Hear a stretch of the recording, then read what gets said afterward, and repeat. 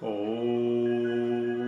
भूर्भुवः स्वाहा तत्सवितुर्वरेण्यं भर्गो देवस्य धीमहि धियो यो नः प्रचोदयात्। ओम गुरु ब्रह्मा गुरु विष्णु गुरुरेव महेश्वर गुरुरेव साक्षात् परब्रह्म तस्मै श्री गुरुवे नमः।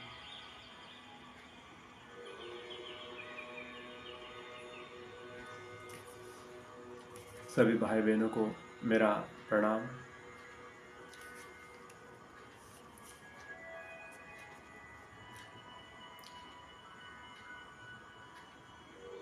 अष्टांग योग के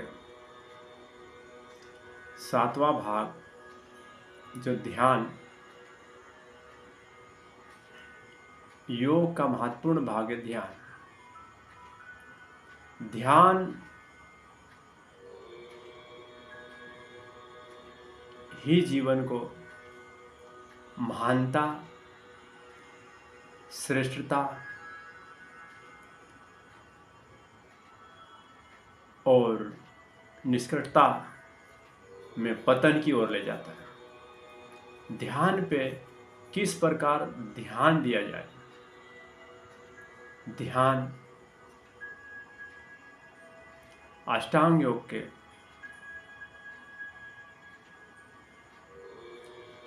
भक्ति, ज्ञान और कर्म तीनों योग का एक समन्वयक होता है। तीनों योग इसमें सम्मिलित होकर तीनों लाभ से लाभान्वित होता है।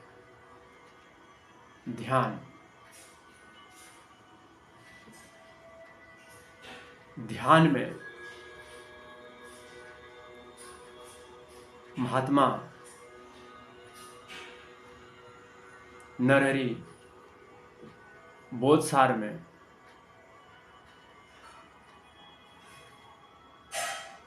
कहते हैं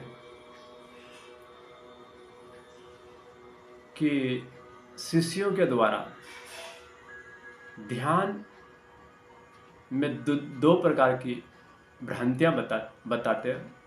दो प्रकार की भ्रांतियों में मन की स्थिरता और मन का निगृत होना। मन की स्थिरता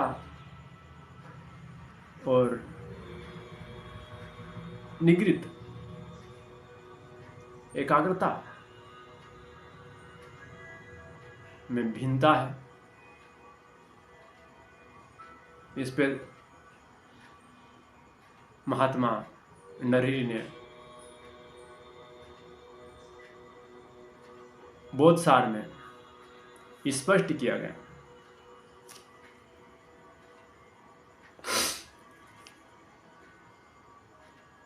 मन की स्थिरता निर्विकल्प, जबकि एकाग्रता सविकल्प।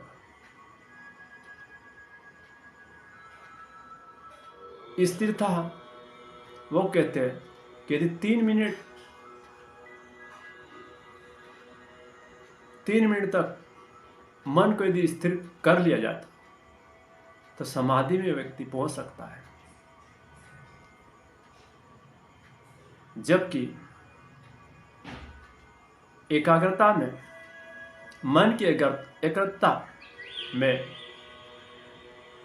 मन की शक्तियों को निगृहित करना रहता है। संसार में मन की शक्ति बिखरी हुई रहती और बिखरी हुई शक्ति को एक जगह एकत्रित करके उनका कहीं लाभांश लिया जा सकता है। और ले रहे भौतिकवाद भी ले रहे हैं और आत्मिकवाद भी ले रहे हैं। निगृहित मन के द्वारा अपनी शक्तियों को एकत्रित करके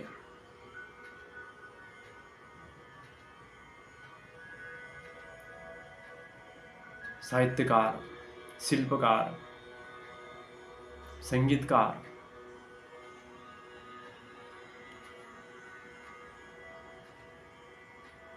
अपने निगृहित शक्ति के बदौलत ही कुछ महान चूंकि साहित्यकार हुए, संगीतकार हुए, लेखक हुए, किंतु श्रद्धा और भावना आत्मीयता का विकास नहीं कर, आत्मीयता का विकास होने पे व्यक्ति को अंतिम अष्टांग योग का अंतिम चरण जिसे कहते समाधि, वैसे समाधि अंतिम छोर है और अंतिम छोर में ध्यान महत्वपूर्ण भाग में माना जाता है और महत्वपूर्ण भाग होने के कारण ध्यान को ही प्राथमिकता देना पड़ेगी। ध्यान में वेदांत दर्शन में उल्लेख आता है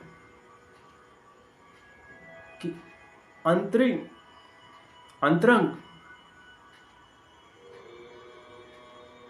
में उत्कृष्टता, श्रेष्ठता ही परब्रह्म है। सोहम शिवम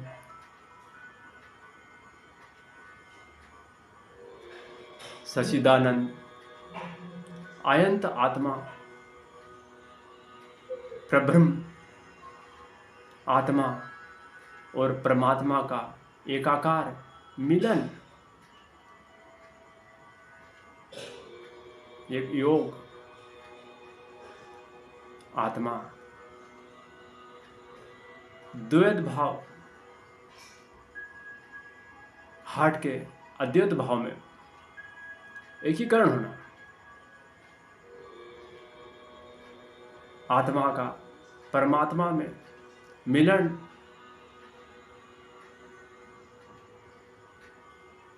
में आत्मा एक श्रेष्ठता के गुण, कर्म, स्वभाव, सुंदरता, सादगी, सज्जनता, उदार प्रेम, तभी आत्मा का परमात्मा में सद्गुणों की वृद्धि होना।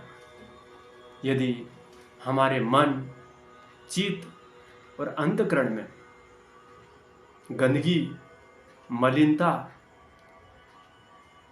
यदि छिपी हुई तो वही परब्रह्म परमात्मा की शक्ति निष्कृष्टता की ओर भी कार्य करेगी और निष्कृष्टता कार्य करने वाले व्यक्ति का पतन के गर्त में व्यक्ति को ले जाएगा और परमात्मा के श्रेष्ठ गुणों को अंतःकरण में उतारने के लिए, मन में, चित्त में, अंतःकरण में उतारने हेतु 3 आयामों में तप, तितिक्षा, समय साध्य और परमार्थ प्राणायाम जैसे त्रिआयाम का अवलंबन करना पड़ेगा।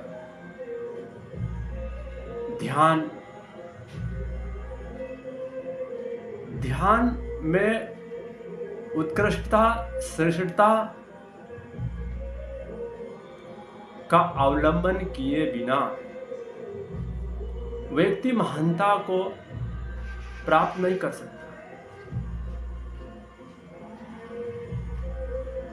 आत्म परिष्कार में 2 पक्ष है, परोक्ष, प्रत्यक्ष और परोक्ष। दुष्प्रवृत्ति का निराकरण करना, उन्मूलन करना और दूसरा पक्ष है सत्यवर्ती का संवर्धन, श्रेष्ठता का संवर्धन। श्रेष्ठता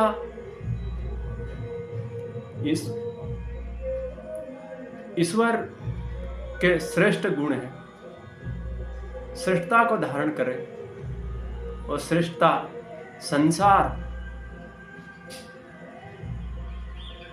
श्रेष्ठ गुण धारण करने पे व्यक्ति को संसार सुंदर, सादगी, सज्जनता, उदार और प्रेम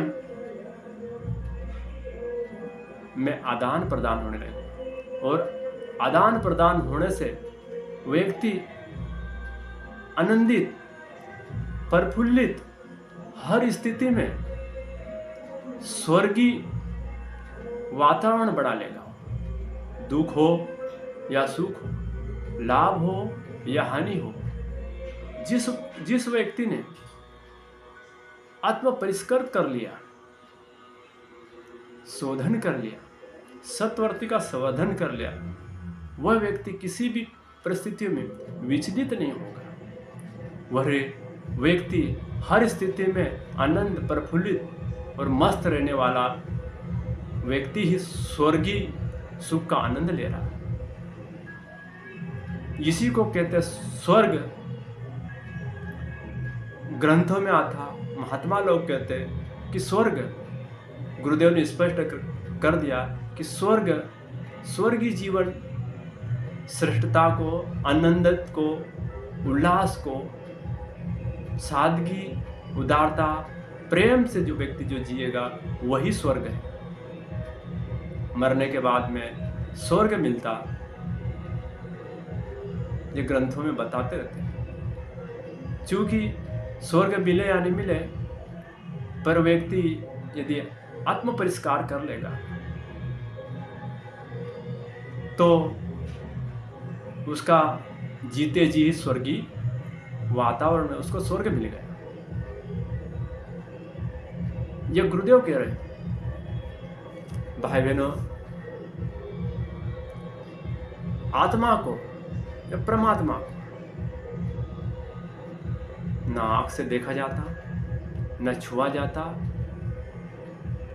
ईश्वर और आत्मा का स्वरूप कैसा है, ये जानने के लिए गुरुदेव ने कहा कि मन में निर्मलता, अंतःकरण में पवित्रता और ध्यान के द्वारा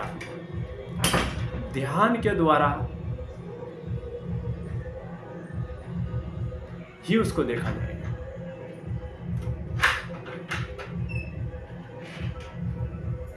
ध्यान के द्वारा ही देखा जाएगा।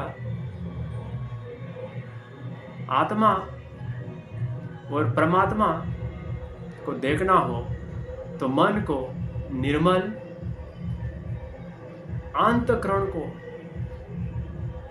शुद्ध किए बिना आत्मा और परमात्मा को देखा जाना संभव नहीं। यह गुरुदेव कह रहे, गुरुदेव के साहित्य में कह रहे, गुरुदेव ने लिखा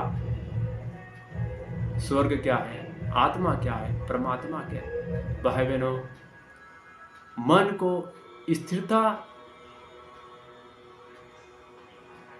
की तो बात गुरुदेव ने वैसे कमी करी, किंतु मन को एकाग्रता करने के लिए, मन को निगृहित करने पर ज़्यादा जोर दिया। क्यों? कि निगृहित मन के द्वारा ही व्यक्ति के द्वारा महान कार्य करने की संभावना बनती, और युग निर्माण में हमें निगृहित मन के द्वारा ही युग निर्माण करना है। और चैतन्य समाधि का जब चैप्टर आएगा उसमें मैं कुछ प्रकार डालूंगा। हमको वो बाबा वाली समाधि, बाबा वाला ध्यान की जरूरत नहीं है। हमको चेतनता वाली समाधि, समधन धी, हर स्थिति में व्यक्ति को स्वयं करना। समाधि के पहले हमको ध्यान का चैप्टर, ध्यान व्यक्ति का लगता नहीं। लगने का कारण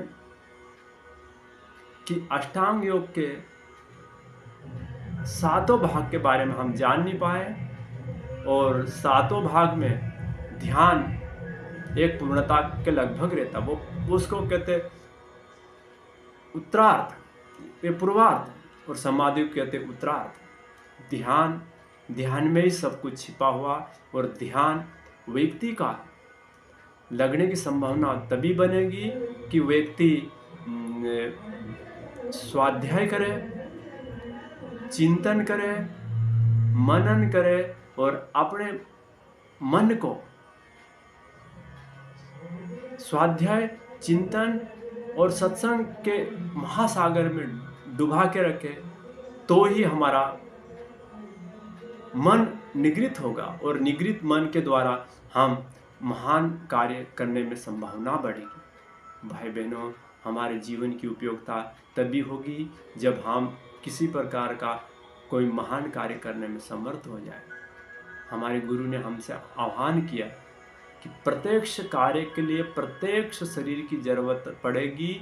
हमें प्रत्यक्ष कार्य से ही, प्रत्येक शरीर से ही कार्य हमको लेना है। इसलिए हमें हमारा शरीर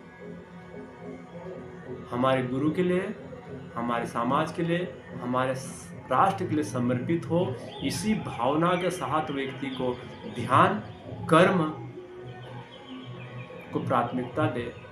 संपदा में सुख है ये हम नहीं कह सकते, पर उसमें खंडानंद है, खंडानंद सुख। अखंडानंद का सुख यदि लेना हो तो परमार्थ कार्य करे बिना, मन का दृष्टिकोण चेंज किए हुए बिना परमानंद का सुख मिलना संभव नहीं है। ओम।